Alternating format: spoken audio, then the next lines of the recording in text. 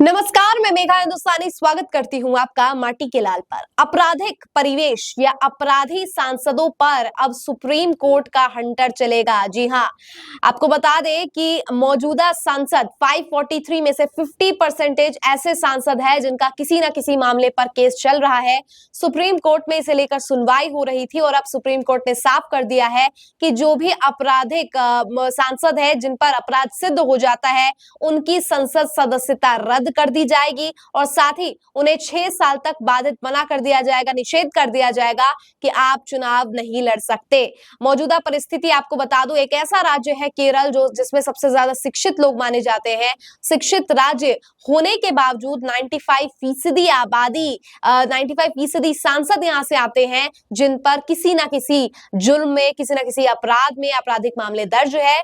और इसी के साथ उत्तर प्रदेश की अगर मैं बात करूं तो उत्तर प्रदेश ऐसा राज्य है जिसमें मैक्सिमम केसेस पेंडिंग है, अभी तक कोई निर्णय ही नहीं आया है।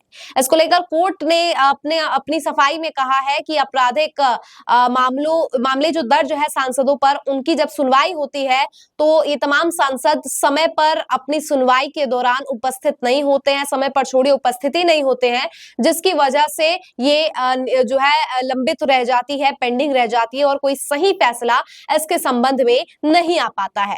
इसके अलावा आपको बता दें कि अभी जो चल रही है हियरिंग, जिसको लेकर मैंने आपको बताया कि अब जिसके भी आपराधिक मामले होंगे उसकी जो है संसद सदस्यता रद्द हो जाएगी, लेकिन देखना होगा कि कितनों की पूरी हो पाती है, क्योंकि अक्सर देखने को मिला है आपराधिक मामलों पर केस तो दर्ज हो जाते हैं लेकिन जब फैसले की बारी आती है तो उसको रफा दफा कर दिया जाता है। बहुत तरीके अपनाए जाते हैं, प्रलोभन दिया जाता है, दबाव बनाया जाता है और इस दबाव के कारण याचिकाकर्ता अपना या तो याचिका वापस ले लेता है या तो जो है वो डर जाता है। इस तरीके की काफी वारदातें देखने को मिली है।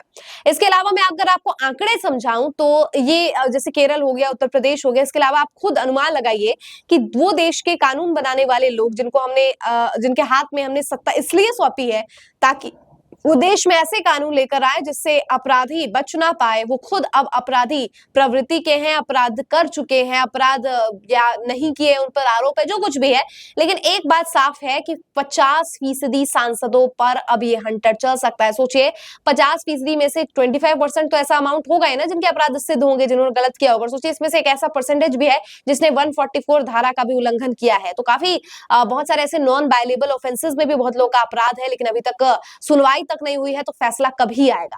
तो अब एक बात साफ है कि ये तमाम जो डेटा आ रहा है निकलकर, चाहे उत्तर प्रदेश का हो, चाहे केरल का हो, चाहे अलग अलग अन्य राज्यों का हो, इन सभी तमाम राज्यों में जो कोई भी आपराधिक मामले जिन भी सांसदों पर दर्ज है, उन पर अब एक बेटर तरीके से जांच होगी, बेटर तरीके से सुनवाई की जाएगी और अब सुनवाई में जो सामने आएगा, अपराध अगर किया होगा इन लोगों ने, तो फिर अब उनकी खैर नहीं होगी, सदस्यता भी जाएगी, साथ ही 6 साल तक चुनाव नहीं लड़ पाएंगे। लेकिन दोस्तों ये विडंबना देखिए कि भारत अपने आप को कहने के लिए सबसे बड़ा लोकतंत्र है और न जाने क्या क्या है, विश्वगुरु बनने की राह पर चल पड़े हैं, लेकिन 50% जो कानून बना रहे हैं वो खुद अपराधी है। तो चोर क्या बनाएंगे, चोरों से कैसे संरक्षण करवाएंगे? चोर तो मौसेरे भाई होते हैं, ये कहावत तुम सबने सुनी है, लेकिन अब देखने को भी मिल रहा है। काफी दिल दहला देने वाली, चौंका देने वाली खबर है। लेकिन आपकी क्या राय है इस पूरे विषय पर? कमेंट करके बताइए। मुझे दीजिए इजाजत, देखते रहिए माटी के लाल। धन्यवाद।